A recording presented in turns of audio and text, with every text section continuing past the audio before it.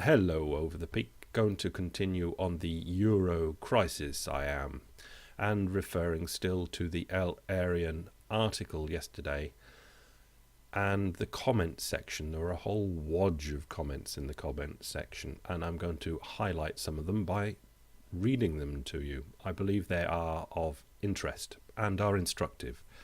And comment sections are often instructive because you get to know what the people are thinking, and generally it's the people that are thinking, as in there are only a certain amount of the population that think about things that involve economy or politics, and generally they're the ones that to a certain extent have influence underneath the real power brokers at the top, because they represent the opinion of the people, because the rest of the people don't have any opinion, but the people that go to local meetings, etc., and have a voice, generally are in the comment section, and nobody else is. The politicians aren't going to listen to the general public. If they're going to listen to anyone, it'll be these people that have a voice, at least, from the public gallery. So, on the European issue, Financial Times, El Arian article, single link. I agree that it is crunch time. You remember El Arian finished with, "It is crunch time for the Eurozone." I agree that it is crunch time. That has been evident for over a year. Unfortunately, in his open letter, Mr. Papandreou, the Greek Prime Minister, glosses over the real problems and once again claims that Greece has done what is necessary. Yeah, this, of course, is not the case, as billions of taxes remain uncollected and the burden of austerity has fallen almost exclusively on the lower social groups, the ones that don't have ideas, don't have meetings, that just generally try and get on with life. And they are generally the ones that the shit is dumped upon. Meanwhile, those privy to the necessary means have moved their money out of Greece and thus are being allowed to escape any real consequences. Fair enough. Another comment. The difficulty with the fiscal integration option is not just the loss of political sovereignty, which many in those countries may ultimately be willing to swallow. It is the fact that if their national governments can't persuade their populations to buckle under, pay their taxes, retire later and work harder, more efficiently, etc., it's not clear at all how having some EU entity in charge will change things. Fair comment. If the Greek government can't get the Greek people to do the right thing, how are Brussels or the Germans going to get it done? Dimitri writes in saying, "It is very disappointing to see that smart people like Mr. El Arian make assumptions and come up with big statements that show a lack in depth of knowledge. Mr. Papandreou is not right. Mr. Papandreou is trying to receive a life vest from the European Union, which will allow him to protect the vested interests of his core voters, the notoriously strong and corrupt Greek trade unions. Not one civil servant from the bloated public sector was sacked, and due to fierce union resistance, privatizations have stalled." And that's the sort of idea I got from the Papandreou letter, trying to push it out over to the European Union and not really, basically trying to avoid doing the very painful things that he is being pushed into doing. It's painful for him as well, because he'll probably get voted out of office and probably have to leave the country. STG gives us a long comment. The Greek Parliament voted recently, with rioters outside, to allocate the pain to its own citizens, rather than foreign banks or, heaven forfend, the Greek political class itself. Theme here. This was grossly unrealistic. Greece is not mending. Things will be worse in October when it's time to assess progress and release the next tranche of credit. The measure was not supported by the Greek opposition or the public at large. Now that he has had time to think things over, Papandreou has decided that this is all some big systemic problem and that there should be an EU-wide solution. Yeah. How convenient, but Papandreou's self-serving argument shouldn't obscure simple facts. 1. Greek debt is worth maybe 50 cents in the euro. The other 50 cents is lost, gone. The loss will be borne by some combination of EU countries, European institutions, private lenders in proportions as yet not known, but that 50% is gone. Greece's only chance to honour the remaining 50% will come from real policy change in Greece. The policy change must command at least grudging support: state assets sell-off, meaningful tax collection, painful change in public sector entitlement. It obviously won't be popular.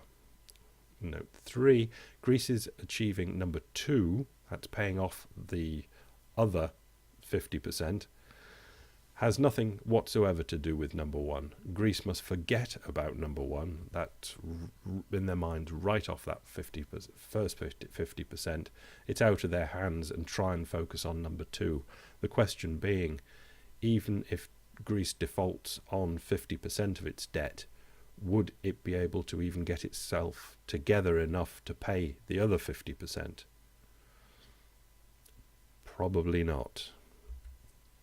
Alexander M. gives us the problem is not liquidity or solvency. Very advanced thinking. The EZ structure, European zone structure, Eurozone structure, is fundamentally flawed, and all the learned proposals to salvage it cannot solve the problem. The culpable politicians and Eurocrats continue to think of self-preservation as there is no ready solution. They continue to dither and hide their heads in the sand. There are very many more peripheral countries than most would care to believe. Maybe the German Constitutional Court will have the last word. Germany bears a majority responsibility for this crisis. It often comes to leadership in this Euro thing. And leadership is not being shown, but where leadership is apportioned in the Eurozone is by size. Germany is the biggest size, and to that extent they bear the major responsibility. France tries to hit equally with Germany. It's firing a bit above its weight, and all the rest are minnows in comparison. So yes, Germany has a lot of responsibility for what's gone wrong in the past, with France, of course. But going forward, Germany will have to totally dominate things, or things will fall apart. They will really have to take up more. They will have to hit more than their weight, push France back and really push for solutions. But as it's noted here, the German Constitutional Court might not let Merkel or replacement for Merkel do what's necessary to keep Europe together. Or there might not be the political will, knowing that the influential people of Germany, the meeting classes, the people that do write in to newspapers, won't let them do it. But if Germany doesn't lead out of this crisis, no one will. And if no one will, the crisis will not be led out of. In other words, they'll stay in it. Naive gives us the last comment. This is work in progress. The EU, that's European Union, never carried enough of Europe's population along with it, the so-called democratic deficit, to give it a mandate for change. Yet the EC, old European community still manoeuvred its institutions towards an ever closer union. European monetary union was the key step. It made fiscal union necessary, and so, in turn, political union. That was the idea 15 years ago, to go for European monetary union, which would force a crisis, which would lead to fiscal union, which would inevitably lead to total political union, a United States of Europe. This lack of European identity is why no vision or leadership can be shown. And this is it. When it comes down to it, Germany will not lead Europe because the German politicians will be predominantly leaders of the German people. And the same in France and Holland, etc. I'm not just having a go at Germany. As we learned in the banking crisis, banks may well be international in scope, but when collapse comes, it's a national problem. And the countries of Europe, like the whole countries of the world, haven't got round this yet. That would just be an extra bridge too far. That if they had monetary union, fiscal union, political union, then a bank falling over in Spain would fall onto that central hub of some Belgium or Brussels, wherever it was situated, and would the central unit of Europe, the fiscal centre, would have to take care of that Spanish bank or a Greek bank or a German bank, whatever it would be. It's just an example that it is a step too far, and the politicians will continue to represent their own countries and not Europe. It won't happen. There will be no monetary, fiscal, political union for Europe, and no size of crisis will force it.